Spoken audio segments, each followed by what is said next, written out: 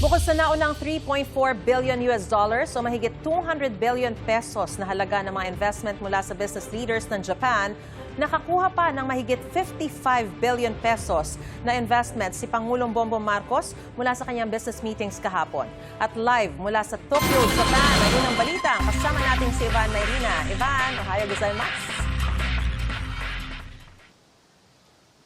Ohayo gozaimasu. Magandang umaga, Maris, mula dito sa Tokyo, Japan, kung saan ika-4 at huling araw na ng state visit ni Pangulong Bongbong Marcos.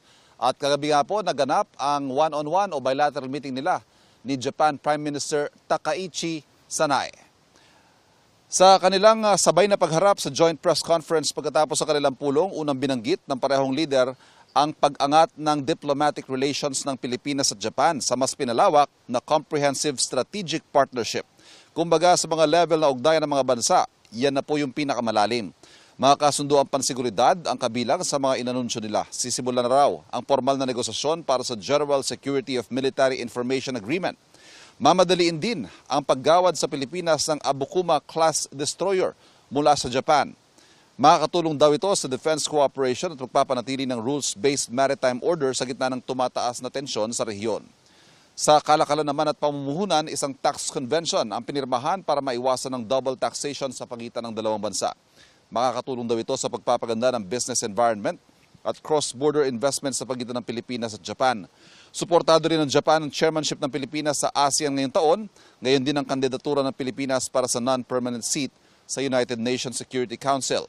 May mga kasunduan din kaugnay na mas maigting na kooperasyon sa agrikultura at fisheries, health services, human development, space development at artificial intelligence o AI.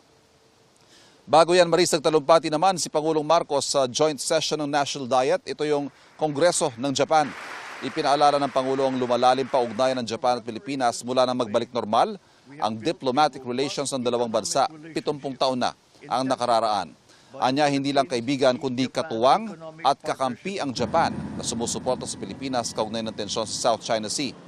Kinilala rin ng Pangulo ang mahalagang bahagi ng Japan sa economic journey ng Pilipinas.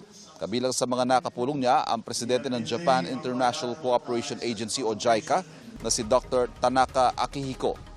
Ang JICA ay isang ahensya ng pamahalaan ng Japan kung saan idinadaan ang mga overseas development assistance. Ilang beses nang nakinabang ang Pilipinas dyan. Ang Metro Manila Subway Project halimbawa, pinondohan yan ng ODA mula sa JICA. Ang pagpupulong ni Marcos at ng JICA Chief ay para pag-usapan ng mga ongoing at mga iba pang proyekto para sa pagsulong ng infrastructure modernization, healthcare at iba pang inisyatibo para sa development ng bansa. Magkakasunod ang business meetings ng Pangulo kahapon. Tulad nga ng nabanggit mo, Maris, ayon sa Malacanang, nagresulta yan sa 56.3 billion pesos na pangakong investment sa larangan ng electronics at shipbuilding sa Pilipinas. Mahigit 10,000 raw ang malilikhang trabaho dahil sa mga pamumuhunang ito. Hiwalay pa dyan ang naunang 3.4 billion US dollars o 210 billion pesos na pangako investment na bunga ng mga pulong sa mga business leaders ng Japan. Nasaksihan din ng Pangulo ang paglagda ng mga kasunduan ng mga pribadong kumpanya para sa pagdevelop ng AI-powered smart city sa Makati. Meron din para sa digital finance at digital marketing. May hiwalay pang kasunduan para palawakin ang operasyon ng isang kilalang e-wallet platform dyan sa Pilipinas at ang pakinabang dyan ng mga mamamayan ayon sa DTI mas mabilis at mas maginhawang transaksyon para sa mga negosyante at consumer. Balik Pilipinas na ang Pangulo, Maris, mamayang gabi, pero bago yan, haharap muna siya sa isang press conference kasama ang Malacanang Press Corps. Maris. Ivan, dun sa mga investment commitment ng mga Japanese businessmen, no? Ano ba yung assurance natin na mag-i-invest nga sila sa Pilipinas at hindi lang ito basta-basta pledge? May time frame ba? At kailan mangyayari, magmamaterialize yung mga trabaho, karagdagang trabaho para sa mga Pilipino? Yes, Maris, magandang punto dahil kailangan i-point out natin na dalawa yung ginamit na word ng Presidential Communications Office para ilarawan itong mga investments na ito. Yung una, yung 210 billion pesos, ang sinabi investment commitment.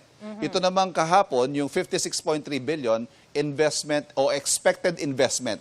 Yung commitment mukhang binding. Pero hindi rin natin sigurado kung ito ba'y talagang binding at sigurado na o ito ay sinabi lang nila na mag-i-invest sila pero wala pang kasiguruhan. Hindi natin, yan ang isa sa mga kailangan nating linawin. Pero hanggang hindi nagmamaterialize sa mga investments na yan, they are promises at pwedeng asahan, magandang i-look forward to syempre, pero hindi pa natin siya talaga maaasahan na para bang siguradong-sigurado na. Ivan, anong bago sa defense agreement ng Pilipinas at Japan at ano ang implikasyon nito dun sa kinakaharap nating tensyon sa West Philippine Sea?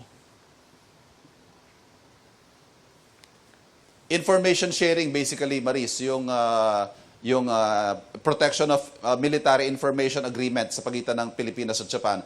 Among allies, malaking bagay yan. Siyempre, alam din naman natin malaki o malakas ang military capability ng Japan kung ihahambing siyempre sa Pilipinas. At on the receiving end ng Pilipinas, siyempre, sa kakayahan ng Japan sa puntong yan militarily. Pero siyempre, like any agreement, meron din namang give or take yan. Kung ano ang magiging obligasyon ng Pilipinas under the agreement, yan ay magiging bahagi ng negosasyon na sabi nga ng dalawang leader kagabi ay sisimulan na as soon as possible. Alright. Arigato gozaimasu. Maraming salamat. Ivan Mayrina live mula sa Tokyo, Japan.